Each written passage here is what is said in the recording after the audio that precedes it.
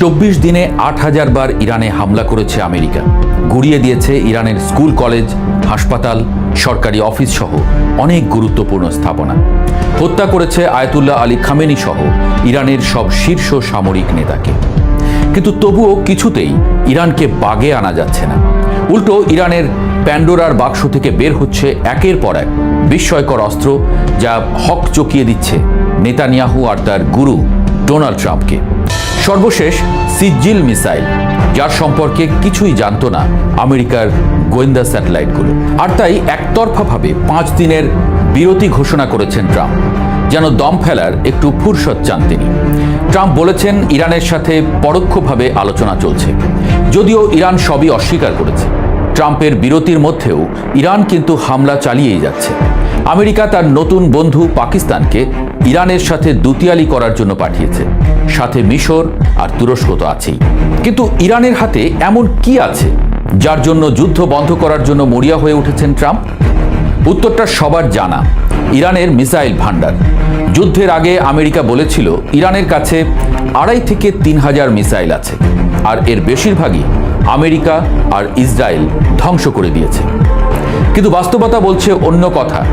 যুদ্ধের 24 দিনেই ইরান 3,000-এর অনেক বেশি মিসাইল ছুড়ে ফেলেছে। তারপরেও ইরানের ভান্ডার শেষ হয়নি, উল্টো নতুন নতুন মিসাইল বের হচ্ছে। এখন ধারণা করা হচ্ছে ইরানের কাছে 3 থেকে 4,000 মিসাইল এখনও আছে। এর মধ্যে একটা বড় অংশ হলো সলিড ফুয়েল মিসাইল, যা কখনো খুঁজে পাওয়া যায় না, আর যার শক্তি সম্পর্কে কিছুই জানে না আমেরিকা। এর মধ্যে সবচেয়ে আলোচিত হলো সিজ্জিল। এই মিসাইল ইরান তৈরি করেছে 2008 সালের দিকে। তারপর থেকে এটাকে ক্রমাগত আপগ্রেড করে গেছে। গত 18 বছরে বারবার এই মিসাইলের কথা বললেও কখনো যুদ্ধে ব্যবহার করেনি। সযত্নে সবার চোখের আড়ালে রেখে দিয়েছে। প্রথমবার এটা যুদ্ধে ব্যবহার হলো 15ই মার্চ 2026। আবাবিল পাখির মতো পোড়া মাটির ঢিলের মতো একসাথে বেশ কিছু সিজ্জিল নিক্ষেপ করা হয় ইসরায়েলের সামরিক ঘাঁটি, কমান্ড সেন্টার এবং উপসাগরীয় অঞ্চলে আমেরিকার ঘাঁটিগুলো লক্ষ্য করে। ইরান টেলিভিশন দেখিয়েছে মিসাইল উঠছে আর ইসরায়েলের তেল আবিব শহরে সাইরেন বাজছে। সিজ্জিলের রেঞ্জ 2000 থেকে 2500 কিলোমিটার, অর্থাৎ ইসরায়েল এবং উপসাগরীয় অঞ্চলে সব মার্কিন ঘাঁটিতে তো হানা দিতেই পারবে। একই সাথে ইউরোপেও আঘাত হানতে পারে এই মিসাইল। এর ওয়ারহেড ধারণ করতে পারে 700 কেজি থেকে সর্বোচ্চ 1500 কেজি বোমা, অর্থাৎ সাধারণ বোমা তো বটেই, নিউক্লিয়ার বোমাও বহন করতে পারে। দৈর্ঘ্য 18 মিটার, সিজ্জিলের ওজন হয় 23 টন, আর এর গতি টার্মিনাল ফেজে মাক 13+, অর্থাৎ শব্দের গতির চেয়ে 13 গুণ বেশি। সবচেয়ে বড় কথা, এটি ম্যানুভারেবল, অর্থাৎ উড়তে উড়তে হঠাৎ দিক বদলায়। এই জন্যই নাম ড্যান্সিং মিসাইল। আয়রন ডোম, প্যাট্রিয়ট বা থার্ড এইসব ক্ষেপণাস্ত্র ব্যর্থ। ইরান বলছে তেল আবিবে পৌঁছতে মাত্র 7 মিনিট লাগে। সিজ্জিল মিসাইলের সবচেয়ে বড় সুবিধা হলো এটা ট্রাকে করে যে কোনো জায়গায় নিয়ে যাওয়া যায়। গোপনে সংরক্ষণ করা যায়, যেখানে শত্রু খুঁজে পাবে না। লঞ্চ করতে সময় লাগে মাত্র 1 মিনিট। আমেরিকার স্যাটেলাইট কিছু বোঝার আগেই মিসাইল লঞ্চ করে ট্রাক হাওয়া হয়ে যায়। এ কারণে আগে থেকে এগুলো ধ্বংস করা কঠিন। সিজ্জিল শুধু একটি মিসাইলই নয়, এটি একটি চ্যালেঞ্জ। এই চ্যালেঞ্জ মোকাবেলা করা ইসরায়েল এবং আমেরিকার জন্য খুবই কঠিন। সেজন্যই এখন যুদ্ধটা দ্রুত শেষ করা আমেরিকার জন্য খুবই জরুরি হয়ে পড়েছে। তবে প্রযুক্তিগতভাবে ইরানের সবচেয়ে বড় বিস্ময় ফাত্তাহ। 2023 সালে ইরান যখন ফাত্তাহ 1 মিসাইলের কথা বলে, তখন অনেকেই সন্দেহ করেছিল। কিন্তু 2024 সালে ইরান আনে ফাত্তাহ 2, এবং তা ছিল হাইপারসনিক প্রযুক্তিতে ইরানের সবচেয়ে বড় অগ্রগতি। এটি শুধু দ্রুতগতিরই নয়, এটি হাইপারসনিক গ্লাইড ভেহিকল প্রযুক্তির তৈরি, অর্থাৎ এটি প্রচলিত ব্যালিস্টিক মিসাইলের মতো উপরের দিকে উঠে সরল রেখায় নামে না, বরং বায়ুমণ্ডলের ভেতরে ঢুকে দিক পরিবর্তন করতে পারে, যে কোনো সময় ট্র্যাজেক্টরি বদলাতে পারে। এর রেঞ্জ প্রায় 1,500 কিলোমিটার, অর্থাৎ মধ্যপ্রাচ্যের যে কোনো এলাকায় আঘাত হানতে সক্ষম। এর গতি মাক 15, অর্থাৎ শব্দের চেয়ে প্রায় 15 গুণ বেশি। ঘন্টায় প্রায় 18,370 কিলোমিটার, অর্থাৎ মাত্র 4.5 মিনিটের মধ্যেই ইসরায়েলের যে কোনো জায়গায় হামলা করতে সক্ষম। আর ইসরায়েলের প্রতিরক্ষা মিসাইল অ্যাক্টিভ হতে সময় লাগে 6 মিনিট। অর্থাৎ ইরান মিসাইল লঞ্চ করেছে এটা যদি সাথে সাথে কেউ ইসরায়েলকে জানিয়ে দেয়, তাহলেও আমেরিকার প্যাট্রিয়ট, ইসরায়েলের আয়রন ডোম, অ্যারো, থার্ড এসব কিছু ভেদ করে আঘাত হানতে পারে ফাত্তাহ 2। এমনকি ইসরায়েল যদি আগে থেকেও প্রস্তুত থাকে, তারপরেও ইন্টারসেপ্টর মিসাইলের পক্ষে এটিকে ট্র্যাক করা কঠিন, কারণ এটি এত দ্রুত এবং অপ্রত্যাশিতভাবে দিক বদলায় যে ইন্টারসেপ্ট করা প্রায় অসম্ভব। ইসরায়েলের প্রতিরক্ষা প্রতিষ্ঠান রাফায়েলের ভাইস প্রেসিডেন্ট নিজেই স্বীকার করেছেন হাইপারসনিক মিসাইল ইন্টারসেপ্ট করা একটি বিশাল চ্যালেঞ্জিং ব্যাপার। তবে ইসরায়েলের জন্য সুখবর হলো ইরানের হাতে ফাত্তাহ 2 খুব বেশি নেই। মাত্র 2 বছর হলো ইরান এই মিসাইল উদ্ভাবন করেছে। তবে দুঃসংবাদ হলো যতগুলো আছে তা দিয়েই পুরো ইসরায়েলকে মাটির সঙ্গে মিশিয়ে দেওয়া সম্ভব। মনে রাখা দরকার, এই মিসাইল দিয়ে আক্রমণ করেই গত বছর ইসরায়েলের পারমাণবিক গবেষণা প্রতিষ্ঠান মাটির সঙ্গে মিশিয়ে দিয়েছিল ইরান। ফাত্তাহ 2 এর গতি অনেক বেশি হলেও এর ওজন কম, মাত্র 200 কেজি বোমা বহন করতে পারে। ইরানের মিসাইল ভান্ডারে এমন বিশেষ মিসাইল যেগুলো শহর ধ্বংসের মতো হেভি স্ট্রাইক করার জন্য তৈরি। এদের মধ্যে দুটি নাম বিশেষভাবে উল্লেখযোগ্য, খুররামশার এবং হাজ কাশেম। এই দুটি মিসাইলই 2000 কেজি বোমা বহন করতে পারে, অর্থাৎ একটা খুররামশাহ বা হাজ কাশেম 10টা ফাত্তাহ 2 এর সমান। এর মধ্যে খুররামশার লিকুইড ফুয়েল এবং সলিড ফুয়েল দুই জ্বালানিতেই চলে, যেতে পারে 2 থেকে 2500 কিলোমিটার। এর আরেক নাম ক্লাস্টার মিসাইল, অর্থাৎ শুরুতে একটা মিসাইল হিসেবে যাত্রা শুরু করলেও লক্ষ্যবস্তুর কাছে গিয়ে এটা অনেকগুলো ছোট ছোট মিসাইলে ভাগ হয়ে যায়। ধরা যাক ইসরায়েলের প্রতিরক্ষা ব্যবস্থা একটা খুররামশাহর মোকাবেলার জন্য একটা প্যাট্রিয়ট মিসাইল ছুঁড়ল, কিন্তু ইসরায়েলের কাছাকাছি গিয়ে খুররামশাহর 10টা মিসাইলে পরিণত হয়ে গেল।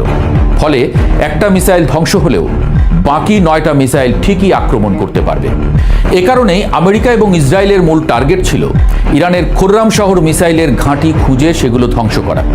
আমেরিকা এবং ইসরায়েল দুই দেশই এ বিষয়ে তাদের সাফল্য দাবি করেছে। এ ধরনের ভারী মিসাইলের আরেকটা ভ্যারিয়েন্টের নাম হলো হাজ কাশেম। এটাও সিজ্জিলের মতো সলিড ফুয়েল মিসাইল, অর্থাৎ এটাও খুঁজে পাওয়া কঠিন। তবে সিজ্জিলের থেকে এটা ভারী এবং বেশি ওজনের বোমা বহন করতে পারে। সিজ্জিলের মতো এই মিসাইলেও ম্যানুভারেবল রি এন্ট্রি ভেহিকল প্রযুক্তি ব্যবহার করা হয়েছে, যা শেষ পর্যায়ে ট্র্যাজেক্টরি বদলাতে পারে। ইরানের মিসাইল ভান্ডারে নির্ভুলতার নাম খাইবার শেকান। খাইবার যুদ্ধের স্মৃতির স্মরণে তৈরি এই 4G মিসাইল ইরানের সবচেয়ে আধুনিক প্রযুক্তিতে তৈরি। এটা ইরানের সবচেয়ে হালকা মিসাইলগুলোর মধ্যে একটা এবং এটাও সলিড ফুয়েল দিয়ে চলে। ইরান একে বলে অদৃশ্য মিসাইল। এর অনেকগুলো কারণ আছে। প্রথম কারণ, এটা খুব অল্প জায়গায় রাখা সম্ভব। একটা বাইসাইকেল রাখতে যতটুকু জায়গা লাগে প্রায় ততটুকু জায়গাতেই লঞ্চার সহ এই মিসাইল রাখা যায়। যে কোনো ঘরে, যে কোনো স্থাপনায় লুকিয়ে রাখা সম্ভব। আর দ্বিতীয় কারণটি, এটা হালকা বলে এটা চোখের নিমেষে শত্রুর নিশানায় হামলা করে, কেউ কিছু বুঝে ওঠার আগেই। তবে এই মিসাইলের সবচেয়ে বড় গুণটি হলো এর সার্কুলার এরর প্রবাবিলিটি বা সিইপি সবচেয়ে কম। যেখানে পড়ার কথা ঠিক সেখানেই পড়বে। তবে ইরানের জন্য দুঃখের ব্যাপার হলো তাদের ভান্ডারে খাইবার শেকান খুব বেশি নেই। এটা সর্বশেষ প্রযুক্তিতে তৈরি বলে যুদ্ধের আগে খুব বেশি তৈরি করতে পারেনি। এ কারণে এককভাবে খাইবার শেকান ছোড়ে না, অন্য মিসাইলের সঙ্গে একসাথে ছোড়া হয়, যাকে বলে স্যাচুরেশন অ্যাটাক। এর ফলে ইসরায়েলের বহু স্তর ভিত্তিক প্রতিরক্ষা ব্যবস্থাকেও ফাঁকি দিয়ে জায়গা মতো অ্যাটাক করতে পারে। ইরানের সবচেয়ে পুরনো এবং পরীক্ষিত মিসাইল হলো শাহাব 3। তবে এখন ইরান মূলত ইমাদ নামে এটি ব্যবহার করছে। ইমাদ আসলে শাহাবেরই উন্নত সংস্করণ। বলা হয় পুরনো চাল ভাতে বাড়ে। বলতে গেলে এবারের যুদ্ধে ইরানকে টিকিয়ে রেখেছে এই শাহাব মিসাইল। 1998 সালে ইরান প্রথম শাহাব 3 মিসাইল তৈরি করে। গত 28 বছরে ইরান যে কত শাহাব মিসাইল বানিয়েছে তা পৃথিবীর কেউ জানে না। এটা ইরানের প্রথম নির্ভুল লং রেঞ্জ ব্যালিস্টিক মিসাইল, পাল্লা 2000 কিলোমিটার। ইরানের নিজস্ব প্রযুক্তিতে এই মিসাইল বানানো অনেক সহজ এবং সস্তা। এটাকে উন্নত করে ইরান এখন এতে মার্গুনালাইড রি এন্ট্রি ভেহিকল প্রযুক্তি লাগিয়েছে।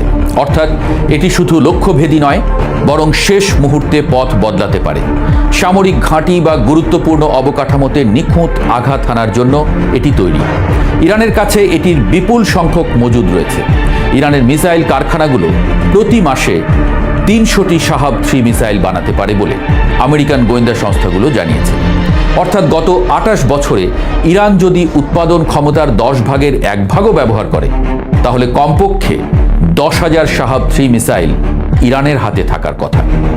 আমেরিকা এবং ইসরায়েলের আক্রমণের ঝুঁকি থাকা সত্ত্বেও ইরান তার প্রতিরক্ষা সক্ষমতার 90% বসিয়ে রাখবে, কথা সম্ভবত পাগলেও বিশ্বাস করবে না।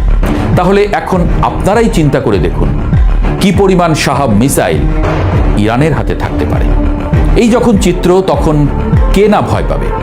নাম তার ডোনাল্ড ট্রাম্প, যিনি নিরাপদ দূরত্বে বসে আস্ফালন করছেন। তার ভাইস প্রেসিডেন্ট জেডি ভ্যান্স চুপচাপ, তার পররাষ্ট্রমন্ত্রী মার্কো রুবিও চুপ, তার জেনারেলরা নিশ্চুপ। পেন্টাগন বলছে যুদ্ধ চালাতে হলে আমাদের কমপক্ষে $200 বিলিয়ন দাও, কারণ আমেরিকান সৈন্যরা আর মরতে চাইছে না। তারা ক্ষেপে গিয়ে নিজেদের জাহাজে নিজেরাই আগুন লাগিয়ে দিয়েছে। আমেরিকার সবচেয়ে আধুনিক যুদ্ধজাহাজ জেরাল্ড ফোর্ডকে ইরান যুদ্ধ থেকে ফিরিয়ে আনা হয়েছে। কমপক্ষে 14 মাসের জন্য পুরোপুরি অকেজো হয়ে গেছে। লাখ লাখ ডলার ক্ষতিপূরণের লোভ দেখিয়েও সৈন্যদের যুদ্ধে পাঠানো যাচ্ছে না। এখন পর্যন্ত মৃত আমেরিকান সৈন্যদের যে তালিকা প্রকাশিত হয়েছে তাও অনেক সন্দেহজনক। এদের মধ্যে কেউ পাদ্রী, কেউ ব্যবসায়ী, কেউ অনলাইন গেমার, কেউ বা গৃহবধূ মোটা টাকার লোভে যুদ্ধে এসেছে। এই যদি হয় আমেরিকান সেনাবাহিনীর রিক্রুটমেন্টের অবস্থা, তাহলে এর পরিণতি ভয়াবহ। এ বিষয়ে বিস্তারিত পাবেন আমাদের পরবর্তী ভিডিওতে।